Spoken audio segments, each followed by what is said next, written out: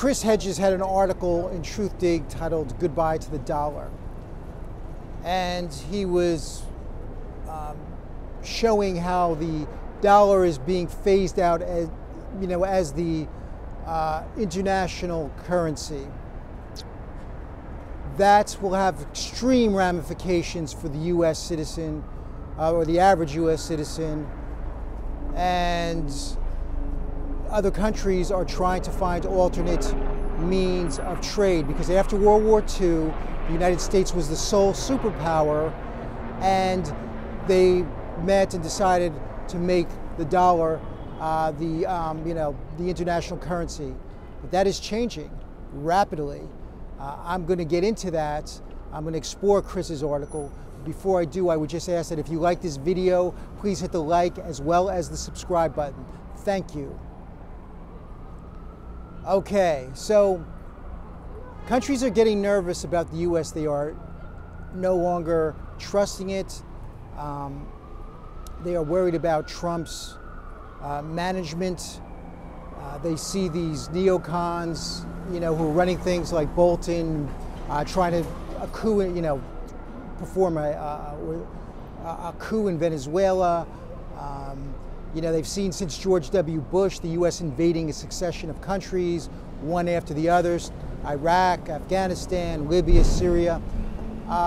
Countries really think we are an out-of-control lunatic asylum with a super military. And they know historically, or many people in these countries realize, when a country becomes an empire, an evil empire, they self-destruct. And that's where we're going. And so they don't want to use this dollar because they're afraid it's going to become unstable. It's going to devalue. So Chris gives examples. Iran, they are using the euro for all their oil transactions. Europe, even though they're still scared of the United States, even though they're vassal states of the U.S., and reluctantly, out of fear, do what we say, they're still trying to edge towards Russia because they get a lot of energy from Russia. They are doing transactions in euros, rubles. He cited Turkey as another country that is starting to phase out of the dollar. Germany just removed 300 tons of gold from the U.S. They took it back, their gold. Getting nervous. The Netherlands took back 100 tons of gold. It's a lot of gold. Russia took $100 billion that it had in U.S. dollars, right? $100 billion U.S. dollars, converted it to yuan, which is Chinese currency, and euros. They want to get out. And like I said, the Venezuela coup, the trade war with China, old alliances are being fractured. Even though some of them were negative, like the IMF and NATO, they still see it as a sign of instability. And it's worse because the United States, as Chris pointed out, he said it's $20 trillion in debt. And what happens, I would argue that it's more. I've read articles that put it up to real debt and obligations, puts it up to two. I read this in Forbes. I cited in one of my earlier videos, put it at 200 trillion. And the thing is, after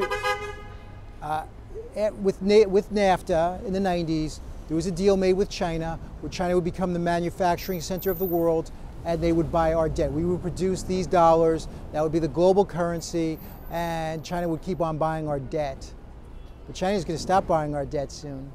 And then what happens? We have all these dollars floating around, and that's how you have hyperinflation. When you have dollars nobody wants. And then that's where you go back to the Weimar Republic, where you have a wheelbarrow full of money. You get a loaf of bread, or countries like Zimbabwe. I think Chris used that as an example. They just keep on printing money; it becomes worthless. And Chris gave the figure that almost all transactions used to be in dollars. Now the figure is down to 61% of global transactions are in U.S. dollars. What happens when it becomes 30%, 20%, 5%? You're going to see some major economic problems in the United States. And Chris also pointed out that our military, we have these global bases where we're using to threaten everybody. What do you think? They don't like us. They hate our guts. We've destroyed the planet. We've committed mass genocide. Or our government, our corporatocracy. And but they're being ruled by force. But what happens is when your economy collapses, you have to withdraw. You have to leave all those military bases. It's like in the Byzantine Empire, when the Byzantine Empire started to contract, when they abandoned their military bases, the Arabic armies moved in, and then they took over the Middle East. So you had that transition from the Byzantine to, the period of Arab conquest in the 700 AD, around there. And the same thing's going to happen. The void is, the vacuum is filled. That's the rules of physics. That's the rule of life. And you're going to see so you're going to see some major economic hard times ahead for the U.S. citizen when this happens. We will most likely go into a depression. And you better screw your head on tight, because it is going to be crazy, folks. How do we prevent this? You even look at the Iraq and Libyan war. That was some of our attempts to keep other countries from getting off the dollar. Saddam Hussein wanted to do oil transactions in alternate currencies instead of Muammar Gaddafi. But it's unstoppable. And when this tsunami hits, when the dollar is no longer the global currency, our economy is going to contract like we've never seen it. That's the bad news. So massive, economic hard times, businesses collapse, everything.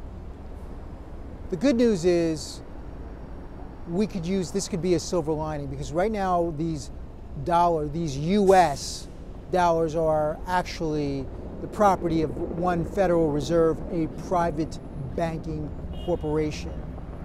And this could be the opportunity to get a republic back, to say, you know what, all this 20 trillion or 200 trillion, whatever's owed, we ain't paying it. Fuck you, Federal Reserve. We are going back to the original Constitution, and we are no longer letting a private banking corporation control and manage our economy.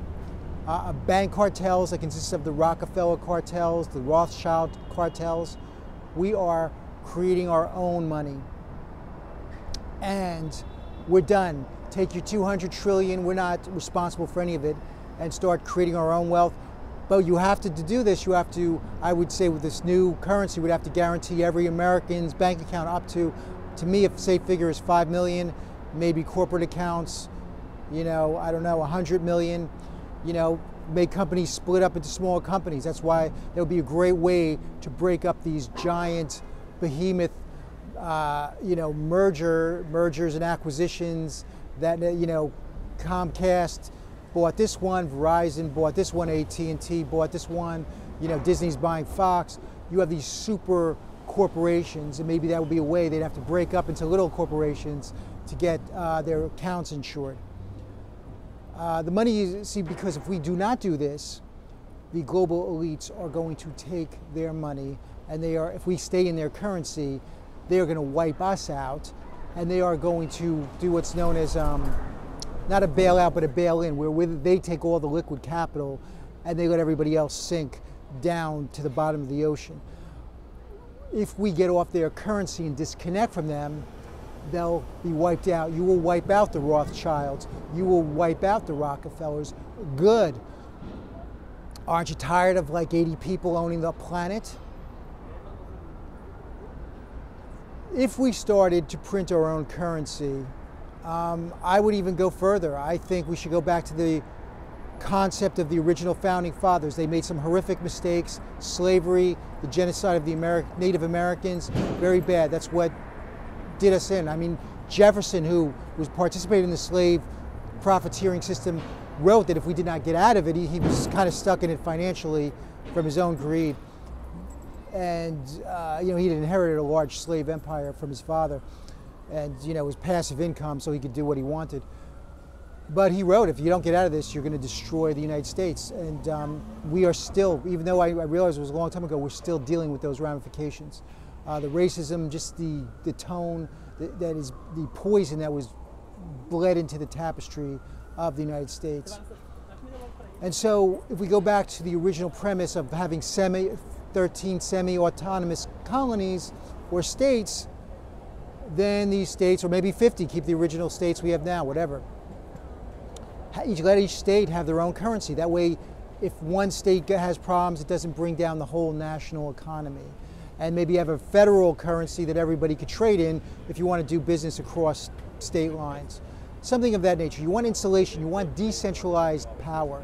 Right now we have 350 million people. You can't have a democracy with 350 million people, because then you have one centralized power group in Washington, D.C. making decisions for everybody. But what's right for a community in Alaska might not be right for a city like New York or LA or a town in Texas or, you know, whatever, Atlanta, whatever. People have to create their own communities. They should have their own local governance. Get rid of political parties. Why can't people just run, have a platform, run for office? Why do we? Because then then the political party gets corrupted.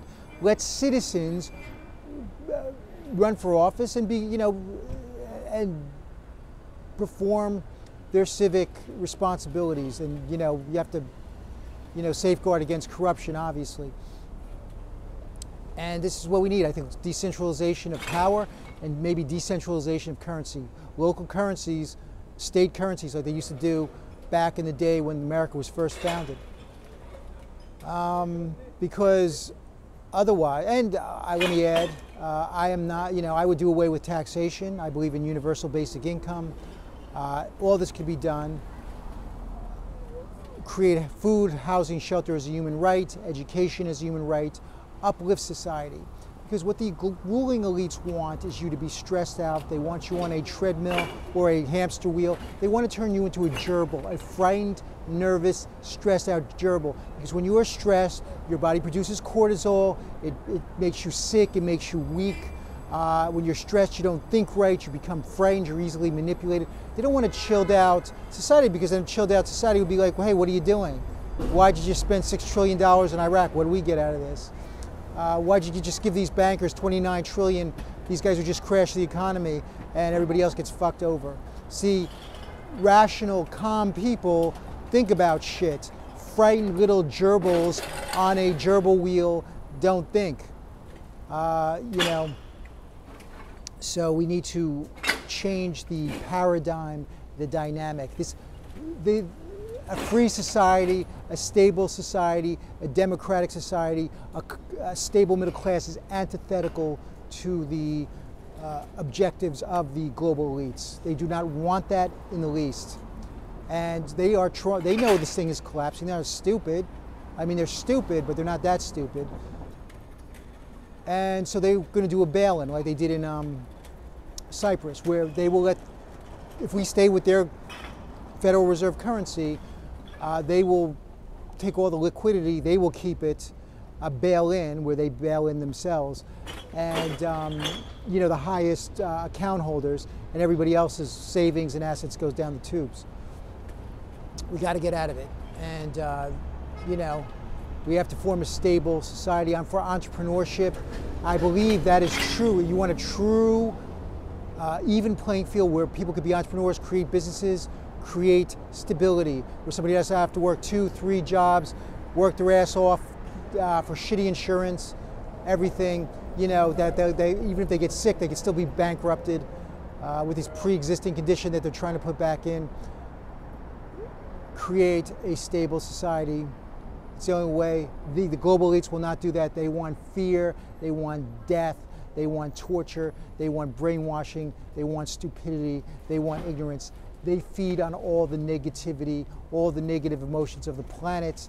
That's how they fucking, that's their vitamins, that's their energy bar, that's their protein shake. And we need to get off that diet. This is the Democratic Socialist Libertarian. If you dig the message, please like, subscribe, share. Feel free to sound off in the comments section. You know, keep in mind that the social media platforms do, it's called curating speech. If you say things that are controversial, they have algorithms. I've talked to people in the tech industry. This is true. They suppress it. So If you feel this video is of value, please post on social media, try and get the word out. And that's pretty much it for today. Thanks for listening.